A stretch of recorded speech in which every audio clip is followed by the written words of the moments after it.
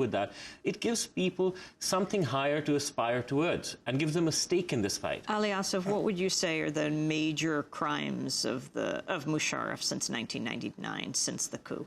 I don't think we have enough time to go over all the major crimes, but just to take the most recent ones, I mean, in 1999, he overthrew an democratically elected prime minister, jailed him, exiled him, ruled as military chief. He has done a number of things, such as taking Pakistani citizens and taking them into custody and handing them over to foreign governments for where they are tortured, detained, sent to Guantanamo. And whatever their guilt or innocence, they have not... You mean like handing them over to the United States? To the United States, including. The point as a Pakistani citizen is I am offended that a fellow citizen, whatever their guilt and innocence, isn't provided due process of law. If you want, they need to be extradited, well, charge them and then extradite them. But frankly, no civilized country should be extraditing their citizens. They should be tried and punished for whatever the crime. And a lot of those people were thought to be innocent, or at least not guilty of the crimes they were accused of. Most recently, the most egregious crime that I find was in November when his re-election, which was highly questionable and not possible under the current constitution of Pakistan, he suspended the constitution, fired 60 of the 104 senior judges of the Pakistan judiciary, not just fired them, but he also arrested them with their families, kept them in detention under illegal verbal orders for 5 months. Now, this is not just an illegal act, it's a criminal act. That someone in this day and age can imprison the sitting Chief Justice of Pakistan for 5 months.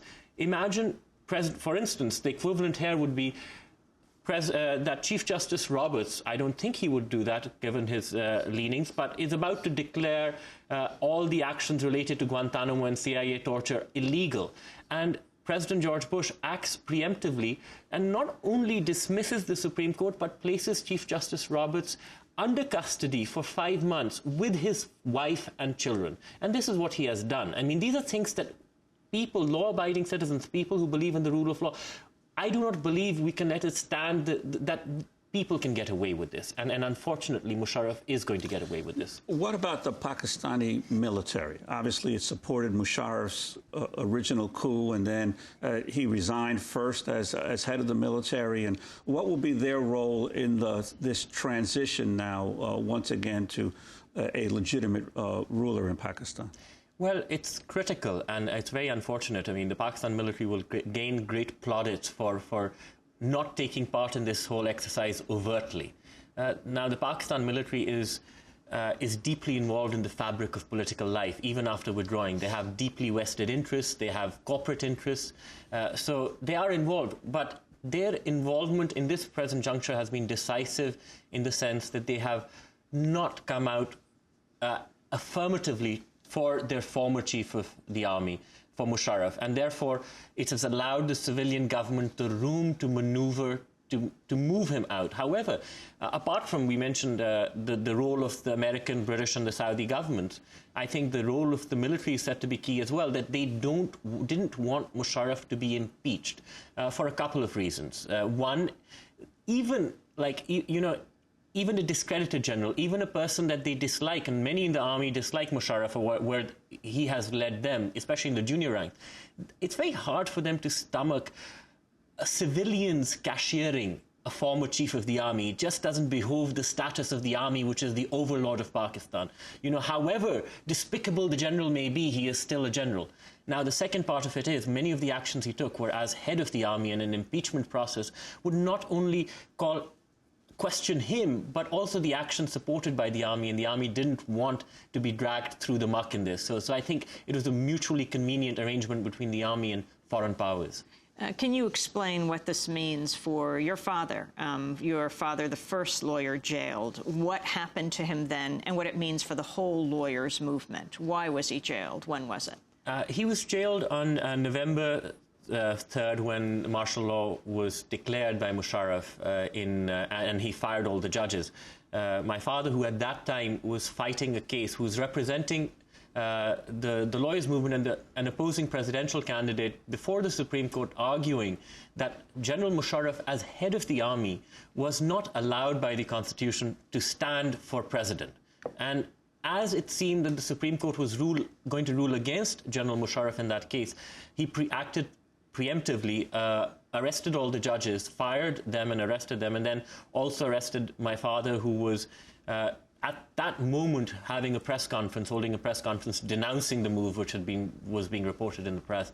Now, he was kept initially in solitary confinement for about 3 weeks, which was a difficult time for us because we didn't really know where he was. And then I will admit that there were members of Congress here, amongst many other people, and the members of the media who spoke up on his behalf and on the lawyers, which at least allowed us to locate him. So while I criticize the U.S. administration, there are elements within the government, the broader government, who have been very supportive of the process, the democratic process in Pakistan. What it means for the lawyers now is sort of unclear.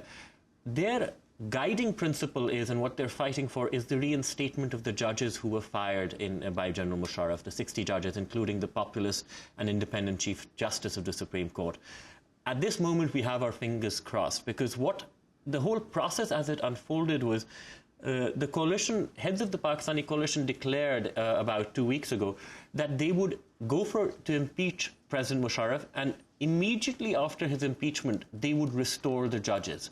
So we wait to see if that was just a hollow promise and that they will perhaps try and coast on the euphoria of cashiering General Musharraf and getting rid of him, or will they actually lead to substantive change in getting the judges back? The lawyers, my father included, have issued a deadline for mid-September by which they say if the judges are not restored, because the coalition has promised in the past to restore the judges and has gone back on those pledges. So they're going to wait and see. Having said that, I'm sure there's tremendous euphoria because the signature slogan of the lawyers' movement, while they marched for the judges, their signature slogan was "Go Musharraf, go." So in that sense, there is some vindication on that count, even though he will not be tried for the crimes and misdemeanors that he's guilty of. Ali Hassan, could Musharraf have stayed in power as long as he had if he hadn't gotten the billions of dollars from the United States and been supported by the U.S.? And McCain and Barack Obama's policies, are they different as far as you can see? Absolutely not. There is no way that Musharraf could have stayed in power this long. And with this absolute undiluted authority, were it not for the U.S., and unfortunately, there's a history to it. Our last military ruler who ruled throughout the 80s was General Zia-ul-Haq, who conveniently took over just as the Afghan jihad started and therefore received billions in military aid from the United States at that time. And while, for instance, my father at that time, a lawyer, a youngish lawyer and democracy activist, languished in his military prisons, he was received by President Reagan with a 21-gun salute on the White House lawns. Haq, not your father. Zia-ul-Haq, yes. No, I don't think my father would ever merit that sort of a treatment. He speaks up for principles that the United States professes, but does not like to practice outside its borders, at least, and sometimes not even within its borders. But so he would not have lasted this long, simply because what has propped him over the years has been the gusher of American aid, which has now amounts into the billions of dollars, which really didn't go into, it went to the military, and one, kept the military happy, which is the primary constituency of the general, and two, conferred on him an international legitimacy that all third world dictators sort of tend to need and crave, especially when internally they're unpopular. And presumably now with the president of the Senate taking over, they could immediately restore the judges, couldn't they? That's what we hope, and that's what we're looking for. One of the coalition partners, the junior coalition partner, or the party of Nawaz Sharif, has been very explicit on it and has sort of been standing firm on this agenda. And they have said that their agreement informally is, they used the word immediate in the written agreement that they announced 2 weeks ago. But they said that for them it meant 3 days. So we'll be watching very closely in the next 3 days. Ali Hassan, I want to thank you for being with us. New York-based Pakistani lawyer. His father, Aizaz Hassan, is a leader of the lawyers' movement and president of the Supreme Court Bar Association in Pakistan. Ali Hassan was formerly a speechwriter for Kofi Annan and Ban Ki-moon. He left on Friday. This is Democracy Now!, democracynow.org, The War and Peace Report. When we come back, Iraq. We'll hear from Barack Obama and John McCain, their views on faith and the Supreme Court judges in this country. And then we look at a referendum on torture coming to a head in the American Psychological Association, the largest association of psychologists in the world. Stay with us.